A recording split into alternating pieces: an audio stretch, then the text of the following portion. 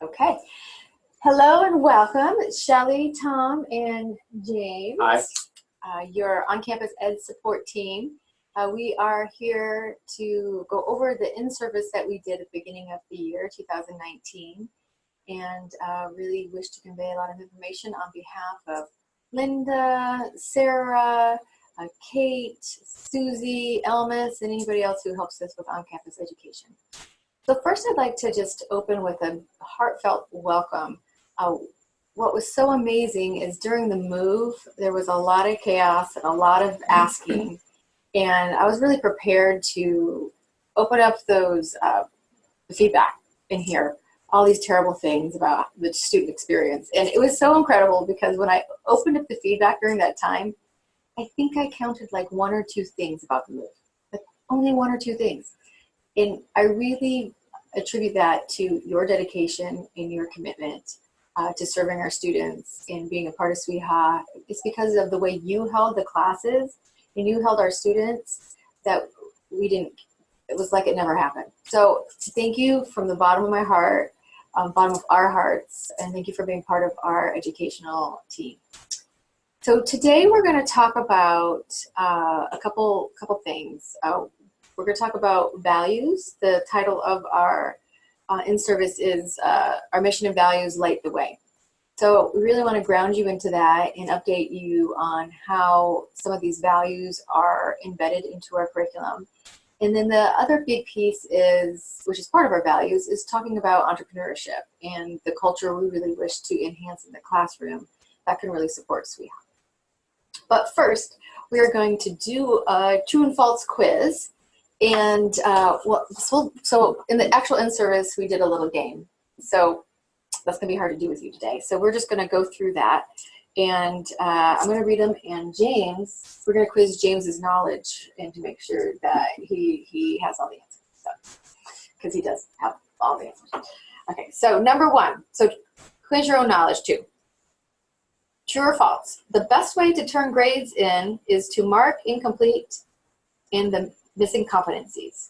True or false? That answer would be false. How come? Because we need details for the details. So what it is that if a student is incomplete, that's great, but you want to make sure that you're giving the grade they would receive once they have completed what is missing. Additionally, when you get your grade sheet, we want to make sure that you're noting specifically what it is they are missing and not just competency or quiz or test. If you have quiz number 1, quiz number 2, test number 1, specifically giving details as to what the student's missing. So when they come in for makeups through the Success Lab, we know what it is that they're looking to complete. Mm-hmm. Excellent. So this really helps Rosa, and it helps us not bother you after you've turned in your grade sheets and the class is closed. The other thing that's really helpful is to mark what is the highest possible score for that particular student.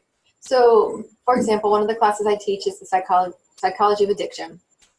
And if somebody didn't turn in any of the journals and they turned in 1 or 2 of the competencies, but they didn't do the last competency, the highest grade they're going to be able to receive is a 3. So if I mark that, that really helps Rosa understand when she has the other competency graded, how to weight that grade. So if you ever have questions, just give us a call. We're happy to support you. We want to empower you to be able to turn in your things and not have to worry about it afterwards. Okay, next question. True or false? A blue slip is different than a makeup form. That is true.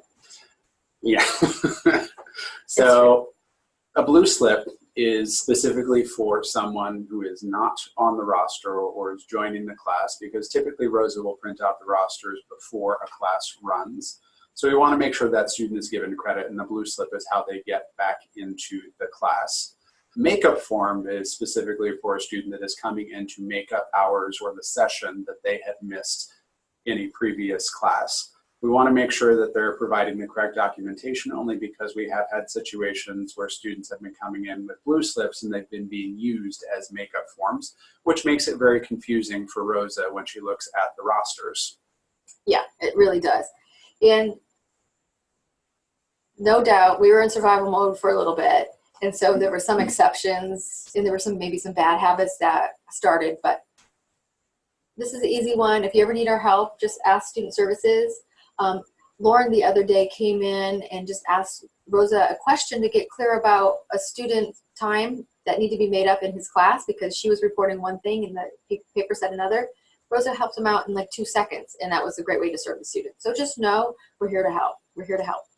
Okay, number 3, true or false? Instructors are encouraged to change curriculum in order to help us stay relevant. That is the 100% false. I'm going to let you explain why. Yes. You know, on one hand, we want your feedback. We want to have great curriculum, and we understand that there's some opportunities, especially as we grow and evolve. What happens, though, is if an instructor takes it upon their own initiative to change curriculum, that causes a lot of problems. So, for example, we had somebody change a test recently, and so then we weren't informed, nor did we approve it. And then a student came into the success lab to take the test, and they're like, this isn't the same test. And case in point, it was a big disaster. So now we have to have 2 different keys and exams. We had to change the test back, and it's created quite a bit of chaos. When we intentionally change curriculum, we also intentionally change all the processes that go with it. So it's super important that it goes through me or Linda. And then we can approve it and make sure it's updated into the curriculum drive. So if you get an email from me saying, hey, I heard that you have a new PowerPoint. Can you please run that by me? This is why. So the other piece is because we're a nationally accredited school, we have, one of the agreements that we have is that each student can go into the classroom and have relatively a very similar experience. So if a student comes into my new somatic psychology class and say they missed class 3, that they can come in next time around and have pretty much the same experience, even if somebody else is teaching it. So it's those standards, those educational standards that we are adhering to, and we ask your support. And again, if you have thoughts, considerations, please let me know, because lots of times those are things we can document and put into place that really support you and our students. Okay, number 4. Instructors should keep or discard exams. True or false? Instructors should keep or discard exams. False, because they need to absolutely keep them. And when possible, actually not when possible, always, turning them in with your rosters, because we do have students that will come in after the fact wanting to refresh and study up on what it is that they didn't get correct, so that as if they have to retake an exam because they haven't passed it yet, they're able to really review and get some feedback that will help them by reviewing what they've already done before. It's also a security measure. Mm-hmm. So when we collect them, we're ensuring that that intellectual property isn't leaking out into the student body and creating some sort of underground, problem with students cheating. Fortunately, that's not really a big deal. That doesn't really happen, and it could. We've had instances where that has happened, and so we just always want to stay on the up and up. And if the easiest thing for you to do is just turn those into Rosa, and we'll store those for you underground. SWIHA underground. It can happen. Uh-huh. I'm actually dealing with this whole plagiarism thing online right now, so it does happen. Mm-hmm. Okay. Number 5, students must complete 60% of their attendance in order to be eligible for a grade in the course. 60%. That is false, and that was recently updated to, it is now 70% is required for attendance to be in a class to be eligible for any form of makeup or grade. Yeah. So for those of you teaching courses that are 24 hours, that means they can miss 1. So it can be helpful to really help them understand that at the beginning. Like, you guys got 1 class you can miss. Otherwise, you're going to have to retake the course. And so that is a big policy change. And what we're noticing, again, the more we ask of our students, the more they show up. And this is the exact kind of energy we want to have on campus. Last but not least, emailing is SWIHA's primary way of communicating. True. So hopefully you're receiving my emails on a weekly basis, typically every Thursday. And honestly, that is our main source of communication. I know Shelly and I are both in and out of the office on a regular basis. And it's important that we keep in touch with all of you so that you're aware of new policies, procedures. For example, today the email that got sent out had quite a few bits of additional information with things that are happening here on campus that you need to be mindful of when you're here. So it's just the best way for us to keep in touch with you. And I, again, encourage everybody to read those emails when you receive them, knowing there is pertinent, very valuable information every single week that is shared. Fantastic. So James is going to lead us through a couple housekeeping realities now that we're in our new space. So we're extremely grateful for the fact that we are in this wonderful, beautiful new space and that we are together with SWIHA and SWI. So we're an official campus, which is great. The thing that we have been noticing is that our classes have been getting significantly larger. We have a rather huge CEU population that has been showing up, and this has been a blessing, 100%. And what we have noticed is that larger classes, we also have smaller classrooms. So Sarah and I have been more mindful of paying attention to those course numbers so that we are clear as to where we can hold certain classes. Do we have enough supplies for bodywork courses, because massage tables, hypnotherapy chairs are needed on a regular basis. So we're looking at placing caps on most of our courses. Reason being is so that it triggers a conversation between student services and Sarah and I, so that we can make sure that as classes are coming up, do we have room to add more students, or do we perhaps need to add another offering? We want to make sure that we're being strategic and also holding the integrity of a course and making sure that being too big doesn't take away from the nature of what we're trying to teach. Additionally, the scheduling that we've shifted to has helped a great deal. And what we're noticing is that we're retaining more of our students, and the quality of work that is going into developing these schedules and courses has shifted the success for our students and basically supporting us in our roles a great deal. So that has been phenomenal. Speaking, which we'll talk about that in a second as far as the new AOS programs, but just to kind of tie things up, the education room is now open. So you are welcome to go back and visit where Sarah sits to pick up your handouts and your rosters. Before, we were delivering everything because construction was still happening, and now we have the blessing of pretty much everything being done. So that is awesome. And then the last piece is our classrooms are now technology controlled.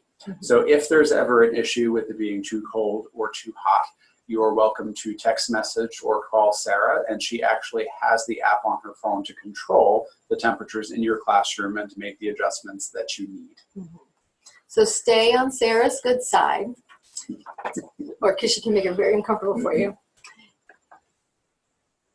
Part of your invitation was a packet. So if you don't have this accessible to you, it's meant to go along with this recording today. So pause this if you need to and get access to it. But I want to point out that Sarah's phone number is on here, and you can text her if you have any temperature control issues. So in the packet,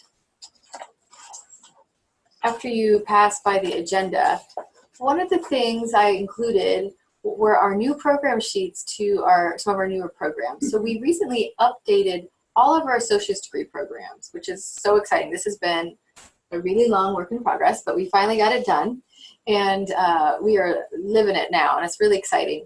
And we also have just an updated version of the IHAP in our reflexology program. We've now made 100 hours to make it more accessible, and with hopes of really restoking the energy around reflexology. I want to take a minute and just review some of the changes in our associate's degree program.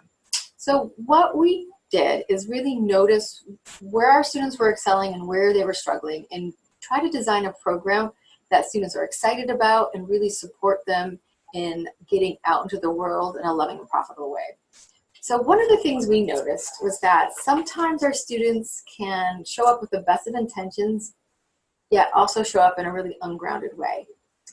And probably a lot of you are shaking your heads. Yes, you know what I'm talking about.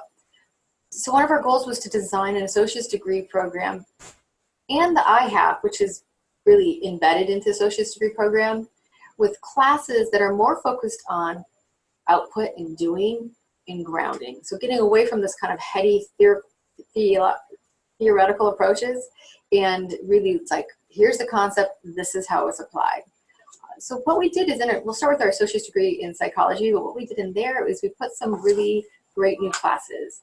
You'll notice the first one is Heart-Centered Leadership. That is going to be based on the work of Brene Brown. That one should launch the beginning of 2020. We just launched our very first new AOS class called Somatic Psychology 1, the Neuroscience of Regulation and Trauma. I'm in class 3 of that. We just finished that up last night. It's amazing. The students are so engaged, are so ready for this work.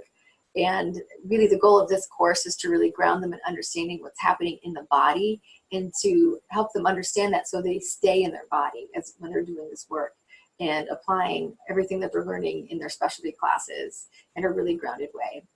We have also Somatic Psychology 2, the subtle body. So that's going to be a somatic-based understanding of the energetic body. And that's going to be really great. It's going to be very up-leveled from our old energy anatomy because it's going to be, again, applied-based, not just theory, and help them understand the importance of being in the body. We also have a new therapeutic presence class, which kind of takes the place of mastery skills. And this will address boundaries, professional boundaries, but also energetic boundaries. So one of the things we noticed our students were missing is they're so empathic and they would take on other people's energy and then not stay grounded or present in sessions. And so when they're dysregulated, they can't really help their clients. And when they're not helping their clients, they're not building their practices. So we've designed a course to really help them, again, stay in their body, understand how to manage energetics in their field so that they stay grounded in a really practical way. Plus they'll work on professional ethics and boundaries as well. I'm super excited about this class. Then we have Mission Possible, which is statistical research, business writing, and basic finance. So what we did is instead of those 3 little classes, we would notice our students would just kind of like bounce from little class to little class, not complete it, have to retake it. It was so dysfunctional. We're creating a bigger class, and it's more focused on their output of their business. So it's like applied statistical research, applied business writing, applied business finance. And we're super excited because I think it's, again, going to be, instead of just teaching them the skills, they're learning the skills and applying it directly to their business. And then we also have the Mastermind for Success. And this is a game changer as well, because this is going to be held as a mastermind group.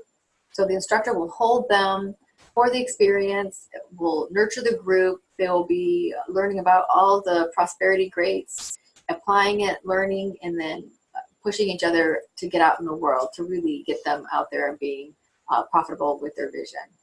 So this is the new bones of our paradigm. I would say in Western herbalism, we made a couple changes too. So instead of taking our therapeutic presence class, we're going to have them take a Western herbalism ethics that really just deals with the ethics in their industry. They're going to take conscious living and urban farming, so that will be available as an elective to anybody else. And that's pretty much, they'll have somatic psych as well. And our MT 750 AOS will basically be the same with the updated classes. So check it out. Let us know what you think. There's some great new classes to be curious about, and it really feels great. We're excited about it. Okay, so values light the way. The first thing I want to do, and maybe James would be willing to read our mission?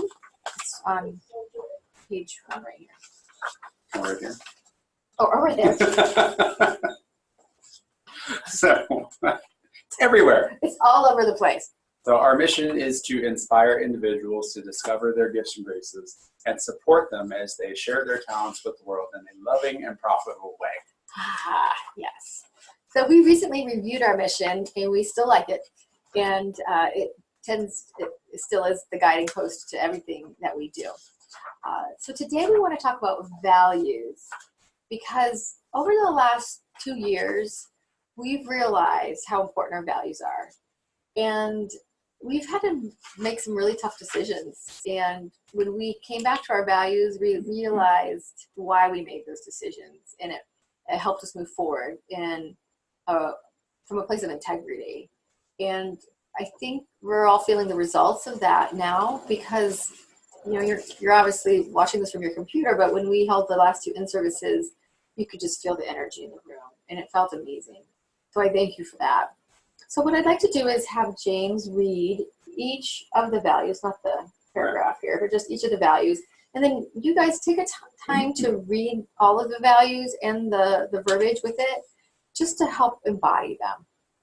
So we have spirit guided, conscious and mindful, self-healing and transformation, a safe container for personal growth, honoring of individuality and diversity, renewal, integrative wellness and wholeness, communication and transparency, accountability, integrity, successful and sustainable graduates, stewardship and responsibility, community-centered, and student/customer-centered. Okay, thank you. So we recently have been looking at our values. We're actually trying to make them shorter so that they're more accessible after our experience of understanding how important they are to our institution. So that's a work in progress. But we actually ended up adding one in the process, which was the student customer centered. And because we realized it wasn't really overt in any of the other verbiage. And like, we didn't have students, if we didn't serve students, we wouldn't have jobs. SWIHA wouldn't exist. And so they need to be in front of us at all times. I would say, as we look at our values today, you all demonstrate daily that you are very student-centered. So again, thank you for role modeling that for the institution, and know that we're working to make that an institutional value that is seen and lived every day. So the values that I really want to talk about today would be trauma aware. That's something we're getting ready to add in there in a more explicit way. And the entrepreneurial focus, which James is going to take. So I'm going to take the trauma aware piece and break that down for you guys. So trauma aware came out of a noticing, first in yoga, but also on campus as well, that a lot of our students are coming to us with a history of trauma, anxiety, depression, mood issues, and they're seeking help and healing. And that things we could do 10, 15 years ago, because of just how people were presenting, it's really not the same today.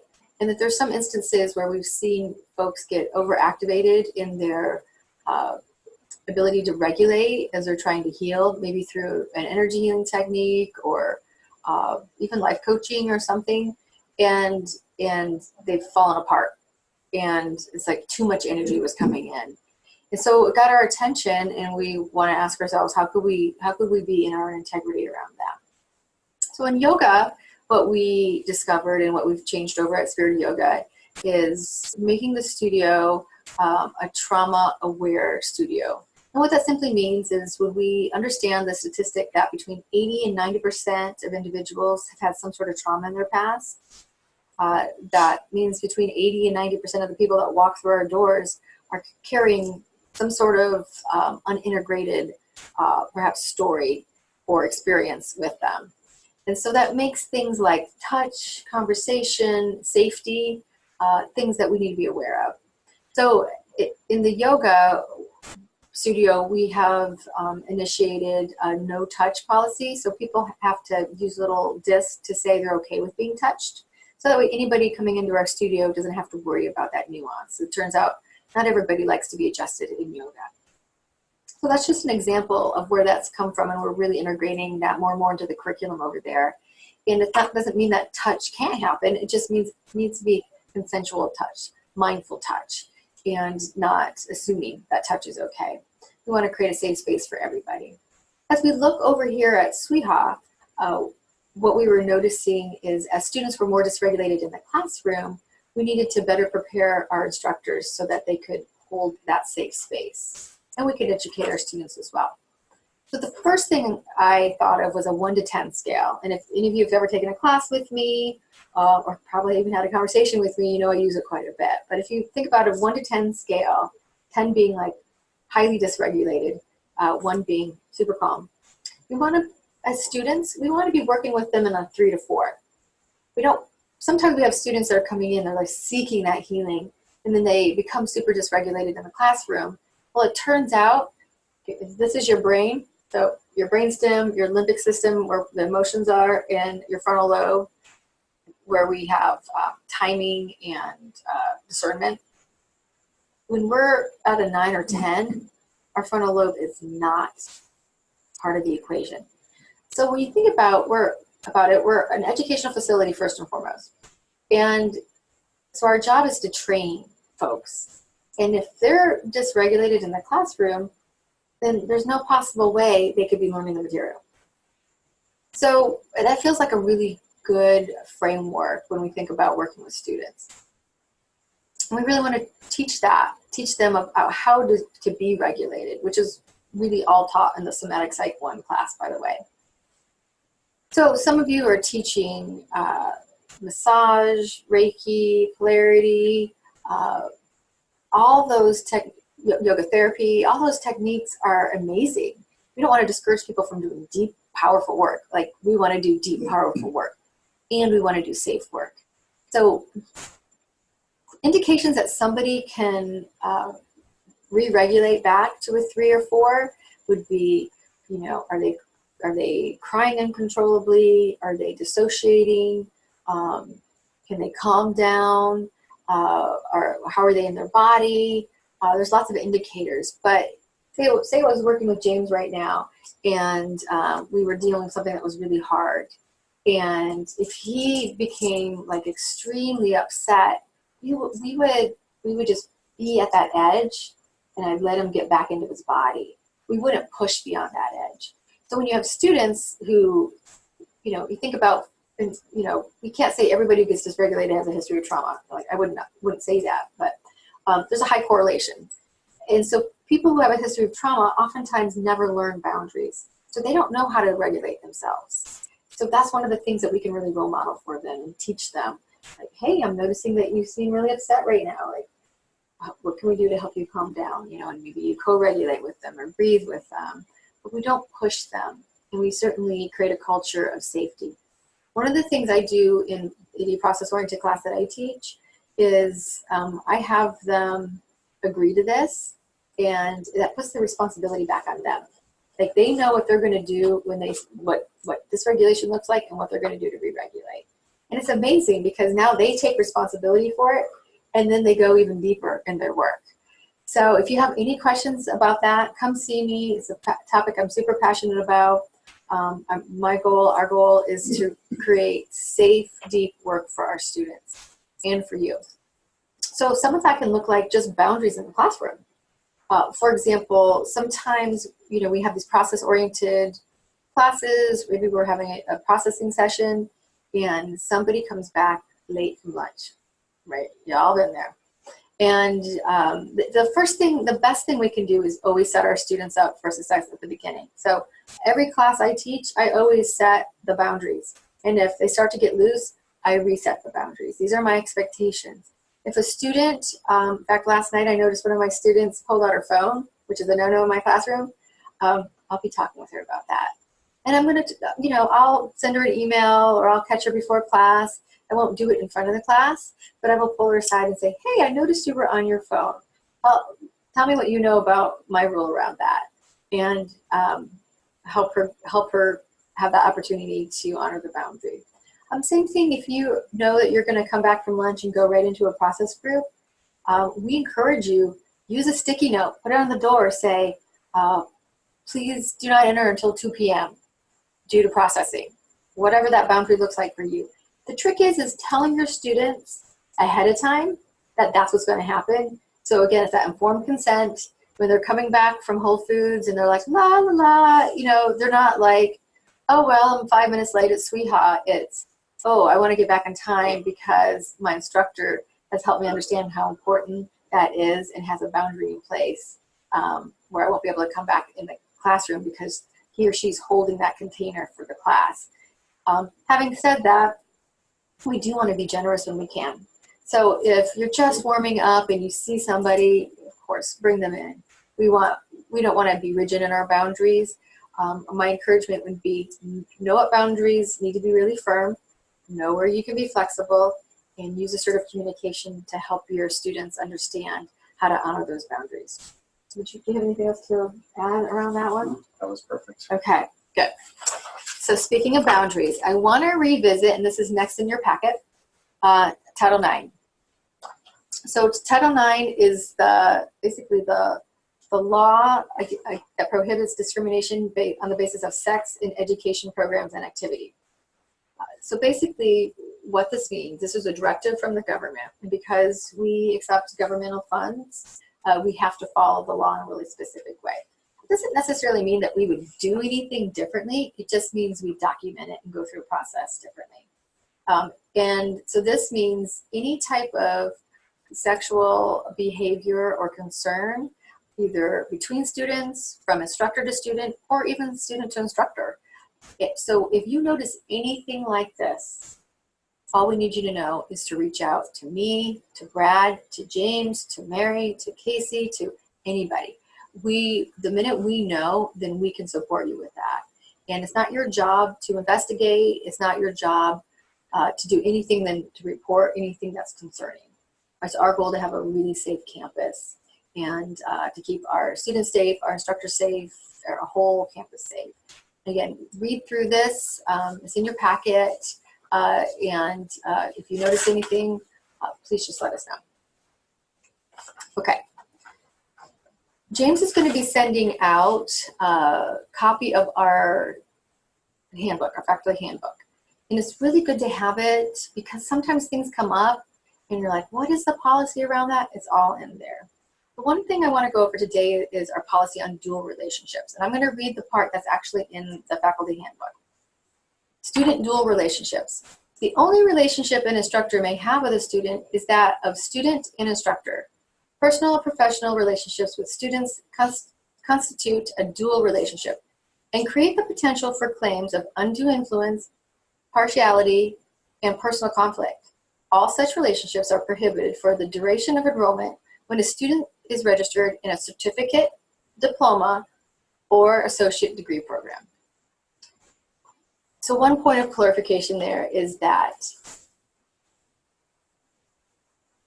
you might have a student in one of your classes and then be done, but they might also be in another program. So thinking about how you want to show up as a role model is so key. You know, we encourage to have, conservative boundaries and honor your own boundaries with that. And if you have any questions, please let me know. It's always better to say, hey, I was wondering if, I could share space with the student. We've really gotten to be close and get along really well. Ask me about that. Let's unpack that, understand where, are you going to be teaching them anymore? We really discourage personal relationships until they're out of the program completely. Certainly not any sexual relationships. That's completely not okay. So if you have questions about that, one of the questions I get is, what if we were friends ahead of time? Well, if you were friends ahead of time, that's not going to change anything. And let's keep that in front of us and see if you need any support around that. Another question I got was, what if they were clients with me ahead of time? They cannot be your client when you're also teaching them, because then that muddies the waters and how you can be objective. Or it could put some energy around the work that you're doing. So we just want to keep the scene clean, and we're probably more conservative around this than we ever have been, because we realize what a value it is for us to have a safe campus, and we're not willing to have an unsafe place for our students or for our instructors. Do you have anything else to add on that? Okay. Let's see. Okay. So the last thing I want to go over is disruptive students. So we've all had those in our class. And So first and foremost, helping them be accountable with signing in and out. Just make sure that's really clear in the classroom. And if somebody's coming in late, make sure that they are signing in at the right time. Late students, if they're coming in late, in most of my classes I teach, it's okay. I just say, come on in, just keep going, and they're just going to have to catch up. Lots of times there's lots of great reasons why students are late, traffic, childcare. Again, they have to meet the attendance requirements. As long as they're not being disruptive, we just ask them to discreetly come in. If they're being disruptive, that's a good side conversation to ask and problem solve on how to handle that. Just disruptive students with maybe over asking or always have a comment, or phones, things like that. Like I said earlier, I think setting your expectations at the beginning goes so far, and revisiting, pulling them aside to let them know what the expectation is, also super supportive. And, please reach out to us if you need help. If you have a frequent flyer in your program or your class and you're just really struggling, don't feel like you have to do that alone. We're here to support you. Brad or I will happy to meet with them and you, or just meet with them and say, hey, we're noticing this pattern, how can we support you, really step into your excellence. And there's a great tie-in to how they can show up here and how they show up out in the world. So, okay. So James is going to lead us through the entrepreneurial value. All right. So as Shelley shared before, yes, we are here, and we are here to provide healing for our students, and that is a lot of the reasons why they end up here. However, first and foremost, we are an entrepreneurial school. And when they are signing up for the programs, they are taking out financial aid. And when they go through admissions, the understanding is that they are here for entrepreneurial purposes. So what they're going to get in admissions and in one of the other intro courses is in your packet, and it is a self-employment agreement. They sign off in admissions with an intention statement that I plan on being self-employed. And then they sign this document that clearly shares the information as to what that actually means, so that they know what they're signing up for, and we're clear on the expectations of what is going to be required of them at the end of their program, so that there's no surprises. So they have this document, and then they also have the next page on your packet is the entrepreneurial course survey. So these questions basically allow us to get a gauge on how comfortable some of our students are with regards to just even understanding the basics with regards to using a computer, social media, how comfortable they are with marketing, utilizing social media, and creating documents that are going to be required for their business. This is one of the supports that we're trying to create within the Success Center, so that students that have disconnects with regards of using Microsoft Word or Excel or PowerPoint, that our intention is to have many workshops that teach these individuals how to use it, so that it doesn't hold them back in the classroom. So we want to make sure that everybody's supported, but that they're clear on the intentions from the very get-go as to what's going to be expected of them throughout the duration of their program. We need to be able to take a look at one of the big pieces that ELMIS is going to be supporting us with is adding in a piece into the syllabi of how the course you are teaching directly relates to the practice that the students are going to create, and how they're going to utilize what they've learned in their practice. So there's a 3-tier system that I'm going to talk about momentarily of how your course is going to be addressed with regards to their entrepreneurial endeavors. As far as the entrepreneurial classes, they have a lot that they are learning throughout their program. Many students will start with BC 530, which is the Introduction to Holistic Entrepreneurship and Self-Empowerment.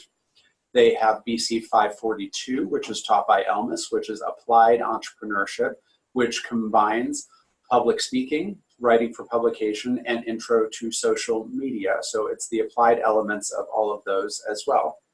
They do have a 10-week course, BC 540, Business Development Entrepreneurial Support, which they typically have with me. And that is developing their marketing, their business plan for the practice they're taking out into the world.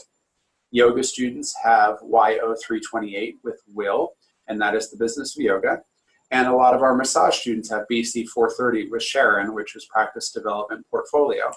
So there is a lot of times that they are meeting their entrepreneurial requirements throughout their program. And we also have the Success Center as a support for those that really want to get a head start on what it is they're trying to do out in the world and how they're going to be of service to others.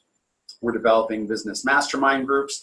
There are success Facebook groups, which Sharon does on a weekly basis, along with live videos and webinars to provide tips for our entrepreneurial students and anybody, because our online students are also feeding into this as well. As far as the 3-tier approach that we're looking at, there's a few different ways we need to look at this. The first tier is pretty much the top level. So if you're responsible for teaching the business courses, it is being able to translate what they've learned in those courses into how they're going to achieve training-related income. Reason being is after they graduate is they do need to sign placement paperwork, and we need to be able to prove that they're utilizing the education they've received here to receive income as a holistic health practitioner, however that is that they're meant to show up. The second tier is if you're responsible for teaching any of the core classes that are required with any of our diploma or degree programs. And the statement that you're going to be encouraged to use at the end of each of your courses is, because of this course, I can now support my clients by blank, using this tool or method so that they may blank, okay? It's not all encompassing, but we want to start creating some languaging around how they're going to use what they've gained in that core class and how they're going to apply it to their practice.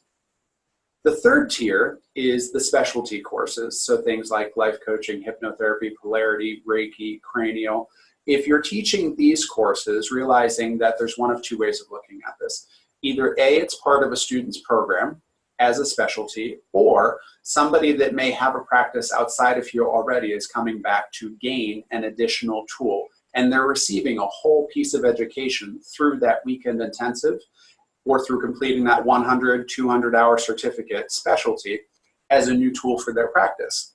So the statements that we're encouraging you to use for this is, because of this course, I can now support my clients by, specifically, how are they going to use this entire training to be able to use this tool or method, how, and creating the languaging so it's basically being woven throughout their entire program from start to finish. So every time they encounter a business course, it's not the first time they're hearing this information, nor is it the first time they're thinking about how they're going to use their tools. One of the books we're using in the business course right now is called The Peace Process, and what I love about that book is, in the beginning, in the very first couple of chapters, there's a sentence that pretty much encapsulates what we're trying to get students to embrace. And it says, I help/support people to blank so that they can blank. And we want them to fill in those blanks so that they start focusing on what their strengths are. What are they going to be the expert and the authority on, versus getting too caught up in speaking to, I'm a life coach, I'm a hypnotherapist, I'm a yoga teacher. Yes, and we want to get outside of the title, because people are really looking for, what's the answer, what's the solution that you're providing? Stepping out as a holistic entrepreneur, and you're going to be charging for these services, what is the answer that you are going to market to draw people to you, noting that your modalities, your tools, are simply how you're going to get to that answer. Mm-hmm. So that's a big piece. I've shared that Elmis is going to be adding in the updates to the syllabus.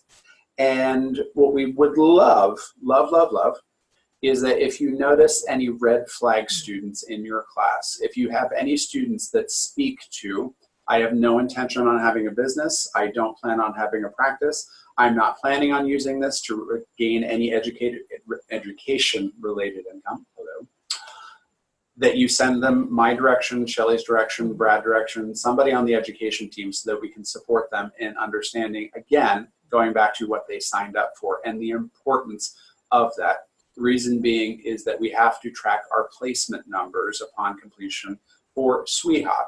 So if a student is not doing anything with their education, it is a ding against us as a school. And I'll allow Shelly.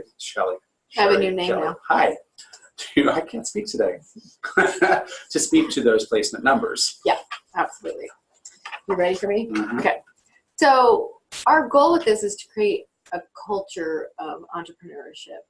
And it's already starting to happen. And our completion numbers for 2019 on campus are great. Currently, we're meeting benchmark. 2018. And we're meeting benchmark. And that's exciting. So that speaks to how our curriculum changes and updates, and you all are really impacting our students in a positive way. Our placement numbers leave a little to be desired. So we have some opportunity there. And that's why it's so important that we change this culture. And because we've already, last year we put in some new pieces where we were really overt in admissions, like over the top, like you're going to sign this thing, and James had them sign this thing, and we were talking about it in orientation, and of course they have all their business classes, and we still, have these students who somehow get through and say, oh, well, I was just kidding. And honestly, it's an integrity issue for the student. And Mary says this thing all the time I love, as she says, culture trumps strategy every time. So we can put all these strategies into place, and we should. And the most powerful thing that's going to help our students be successful is falling in love with the energy of entrepreneurship. And that's where we can really role model that as instructors and as staff and as an institution. So thank you for being part of that. And so when you can wrap anything that you're teaching in the classroom back to how they're going to use it as an entrepreneur, and you just keep talking to them about when you're an entrepreneur, when you're a holistic health professional, when you're blah, blah, blah, when you're a hypnotherapist, when you're a polarity practitioner, when you're out there teaching yoga. It's planting that seed and that vision of I believe in you and you're going to do it, and helping them name how they're going to use the information in their practice just helps them embody it even more. So we're almost finished. Just a couple more quick things.